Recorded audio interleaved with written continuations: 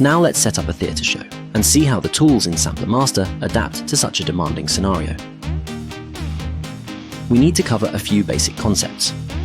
The first is that everything you'll see from here on out related to playback control and launching audio files can be done using OSC.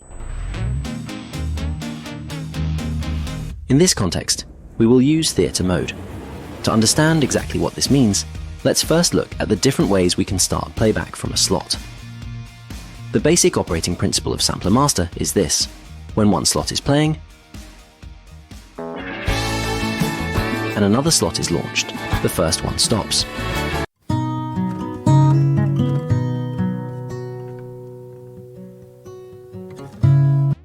Playback does not always have to be directly linked to a hotkey. A slot can be marked with Q. To define that, it will be launched with a take at a specific moment. So, we can either use a hotkey or mark a slot so it can be launched with enter.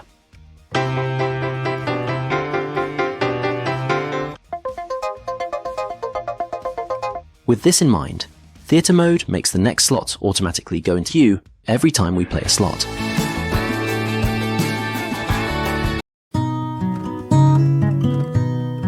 So the operator only has to press enter. Now, let's activate theatre mode.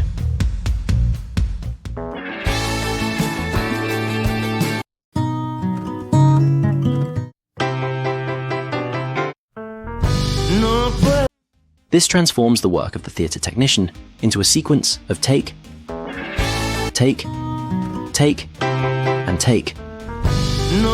Once we understand theatre mode, and once we know that we can move the CU freely, we can start setting up our theatre show.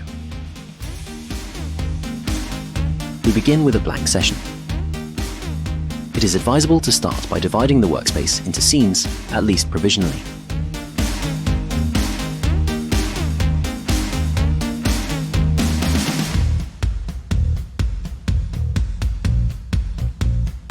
Next, let's save our project. Now let's load it into our project list.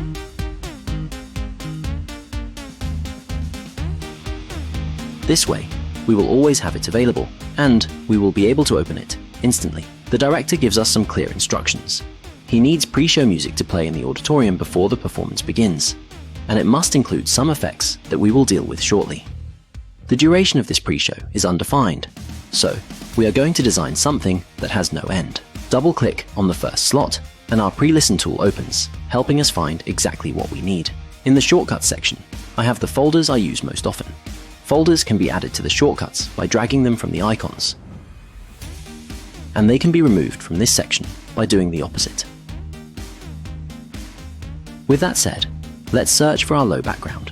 In this case, inside the effects folder, I can search using independent terms separated by commas.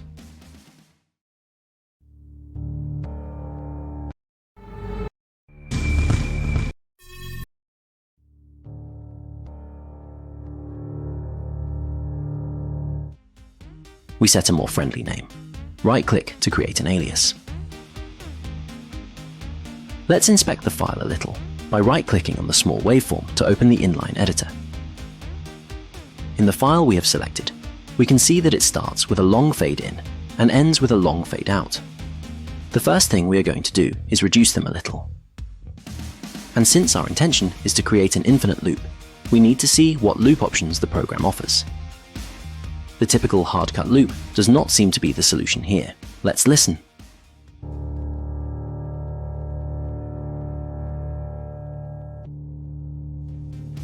Fortunately, our software offers a second type of loop with auto crossfade, which crossfades the file with itself to create a continuous background. Let's listen.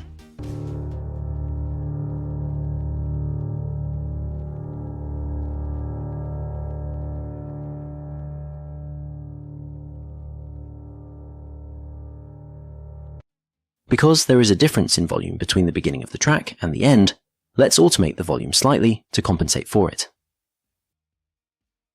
This way, the loop with auto crossfade will be much less noticeable.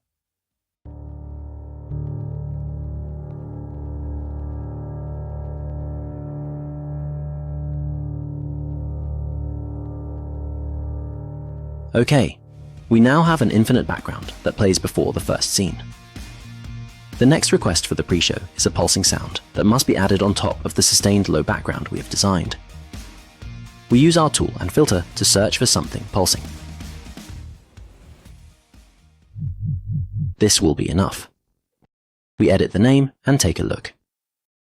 It has some silence at the beginning that we are going to remove, and also some silence and a fade out at the end that we are going to reduce. Now we need slot 2 to be able to play at the same time as slot 1. For that, we need to mark this slot as NSS, or non-stop slot. This feature prevents the slot from being stopped by other slots. So now we could already play slot 2, while slot 1 is still playing. But that is not exactly what we need.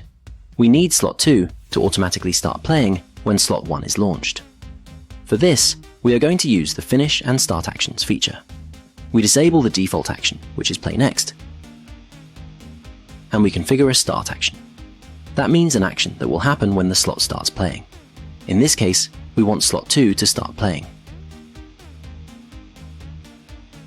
The software warns us that, in order for one slot to play at the same time as another, it must be configured as NSS.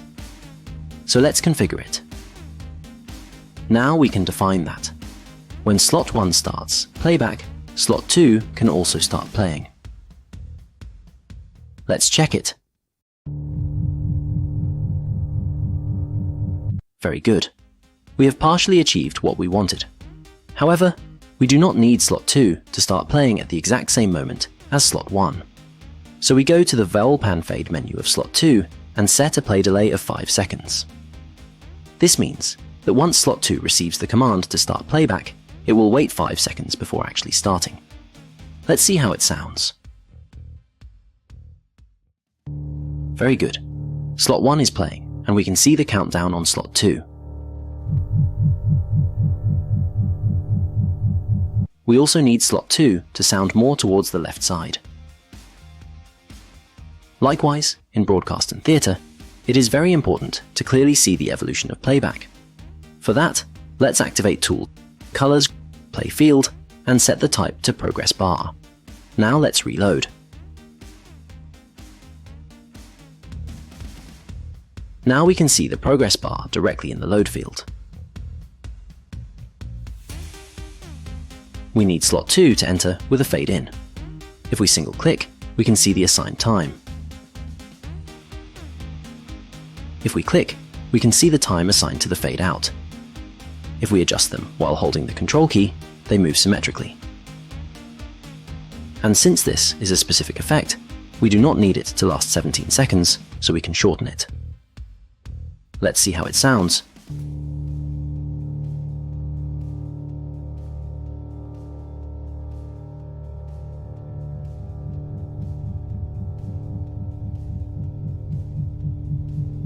We can adjust its volume from the VL Pan Fade button. Since it accompanies track 1, which is endless, let's also make it endless. We only need to define whether the 5-second delay should happen on every loop cycle, or only the first time. We can define that with the loop delay switch.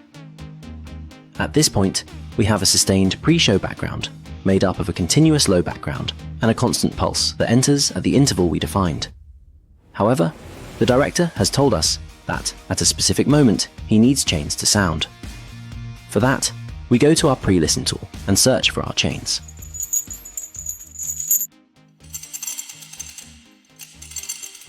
From this same pre-listen window, we can define which section of the file we want to use.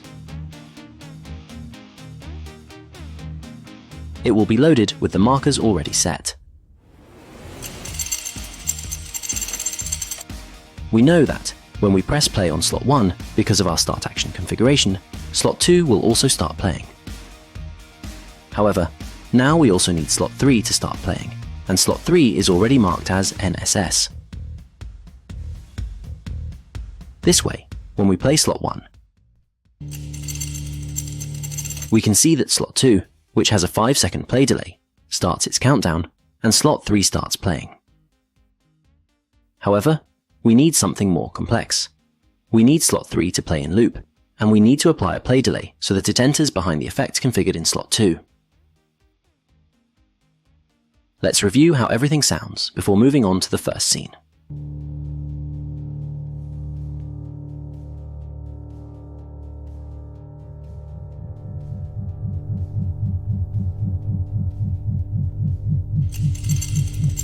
We adjust the volume,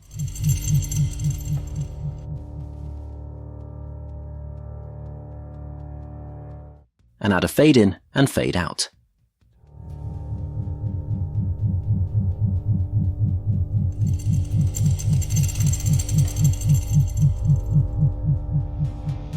We are done.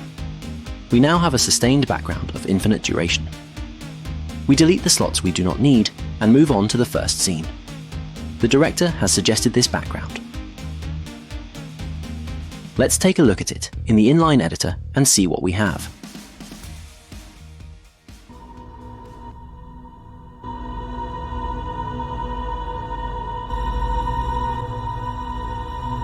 It is a background that must play throughout the entire scene, so we are also going to create a background that can last as long as the scene lasts.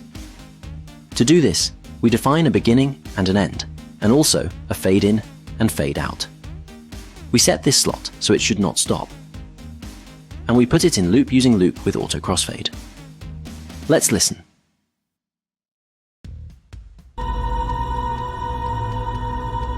While we slightly edit the volume difference,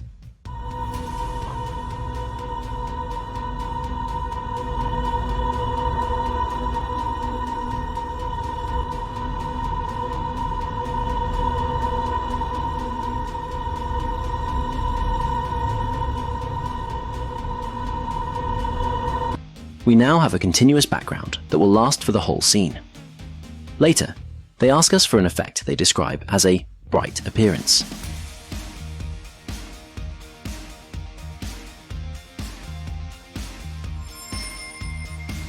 This one is good enough. When we start playing the first slot of our scene, theatre mode will put the next one in queue, so we only have to press enter when needed.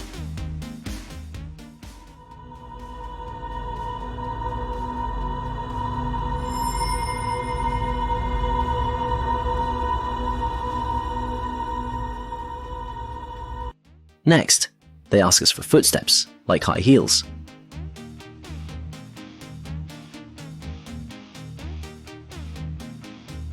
Good enough, we edit it.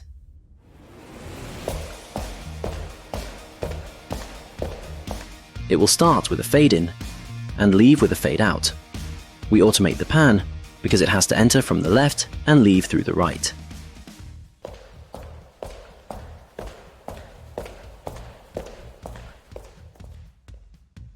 Next, they ask us for a small bells effect.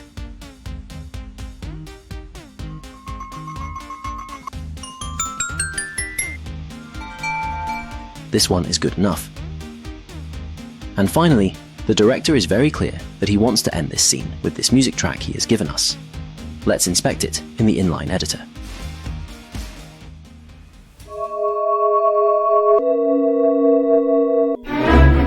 Right here is the point he marked.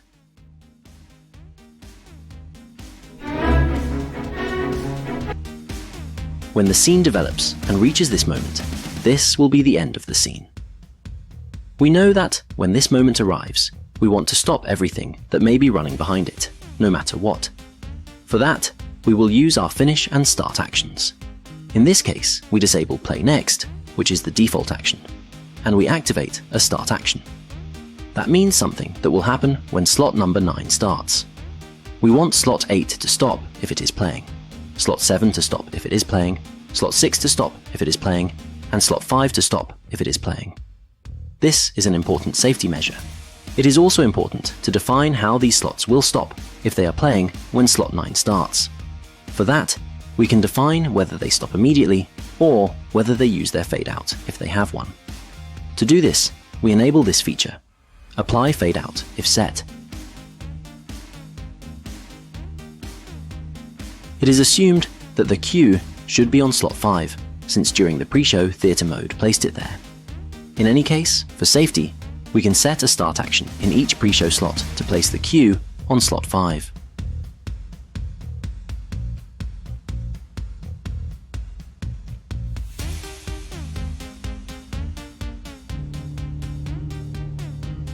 The last detail before checking how our first scene sounds is to point out that, usually, scene backgrounds are routed through a separate output from the effects. That way, continuous scene backgrounds arrive at 2 independent console channels, different from the ones used by the effects. In this case, we will use a single output to check our first scene. Our scene background is infinite. From now on, we will only press take when needed. Theatre mode has already placed slot 6 in queue for us.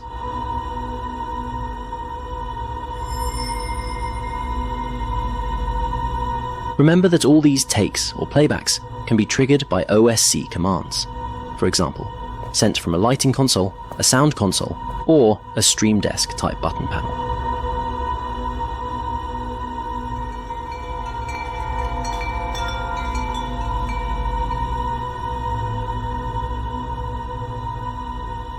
End of scene.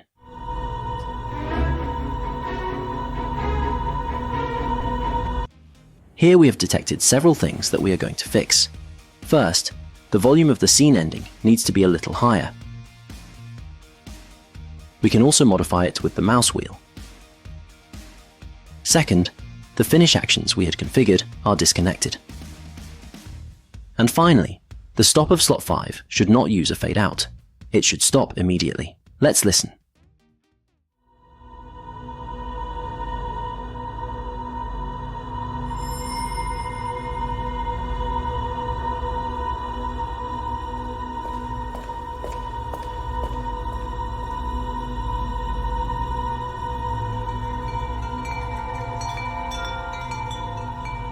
End of scene.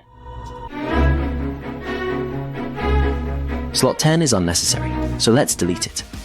And now, as a start action, when slot 9 starts playing, we will place slot 11 in queue, ready for our next scene. Needless to say, the complexity of each scene is in your hands. We begin with the next scene, which has a background chosen by the director. We take a look at the inline editor to see where it should start.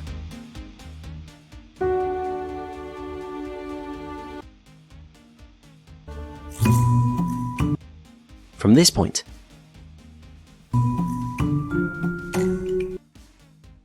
we adjust the end, set it as an NSS slot so it can play at the same time as the others, set it as an endless loop with auto crossfade, and listen to it.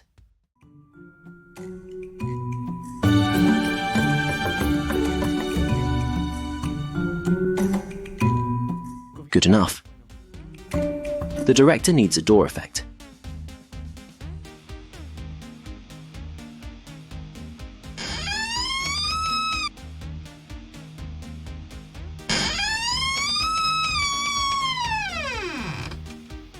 Then he needs a woman laughing.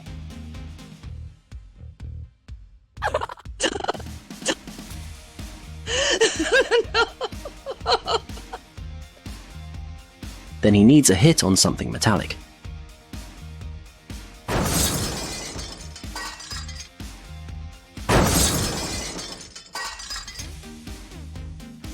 A scream of pain.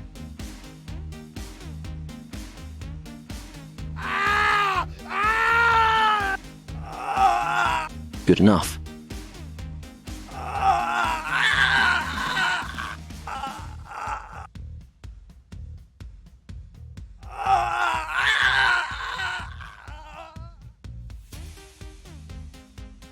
And an end of scene effect consisting of a deep, cavernous hit, after which everything must remain silent.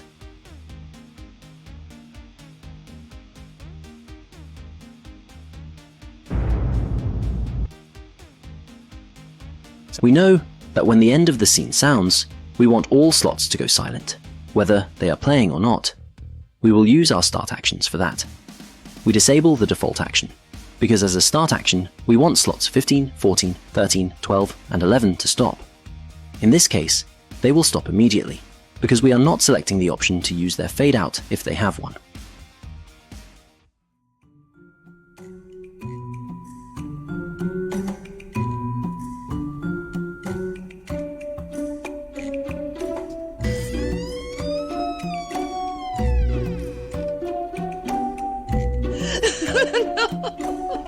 We adjust the volume.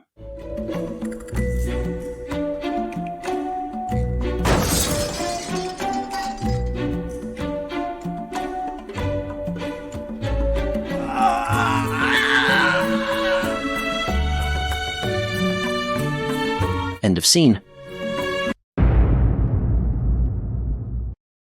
We adjust the start. We listen again.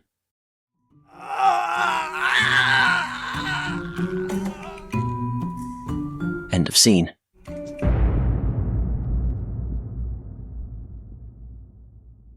Exactly as the director wanted. We make one final adjustment in our start action to define that the cue should be placed on slot 18, so it is ready for the beginning of the next scene.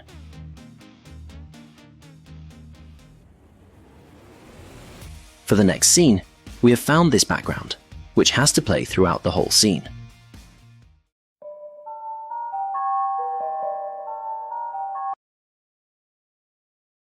Let's make it a loop with auto crossfade.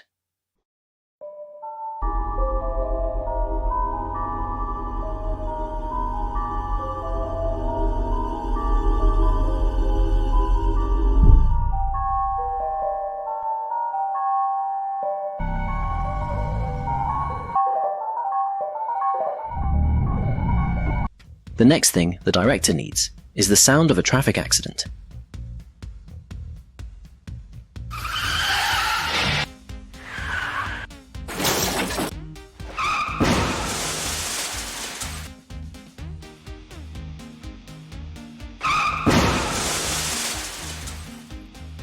He needs rain.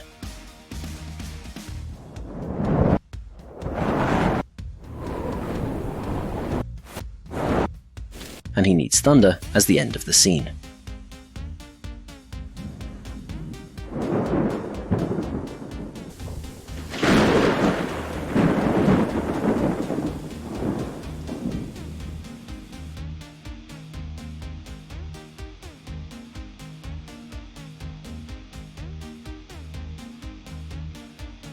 We know that when the end of the scene arrives, we want everything else to stop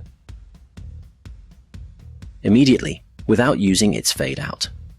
Let's raise the volume of the scene ending a little. Let's test how everything works.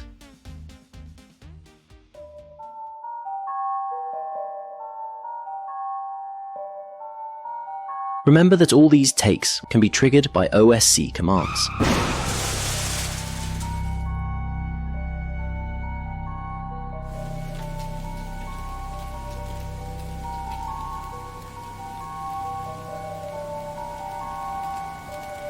End of scene.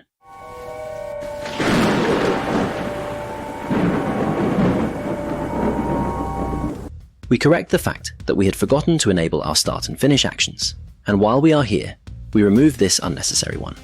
We listen.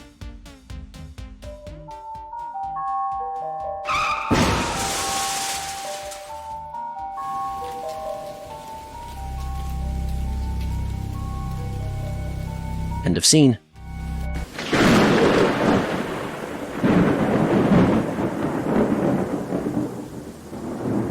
We have it. Now we move on to the final scene. He gives us this background.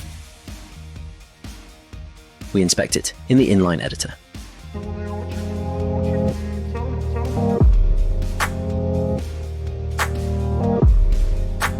Right here, with Control plus click, I set the mark in directly. With triple click, I zoom all the way out. With Control, I move the mark in and mark out symmetrically, just like the fade in and fade out. With double click, I reset it. We need a loop with auto crossfade. We need it to be NSS so it does not stop. Next, we need the atmosphere of a metro station.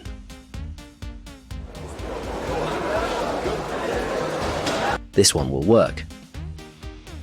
An airport announcement board.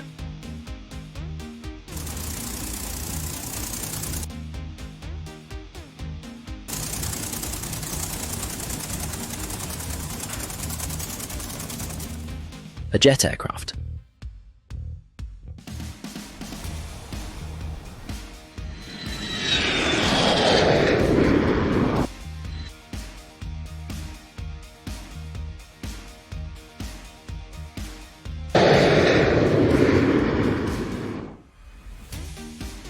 and a scene ending, which is again the music track we used earlier. But this time, it should stand out a little more. And with our start actions, we will make sure that slots 27, 26, 25, and 24 stop immediately. Let's listen. Good.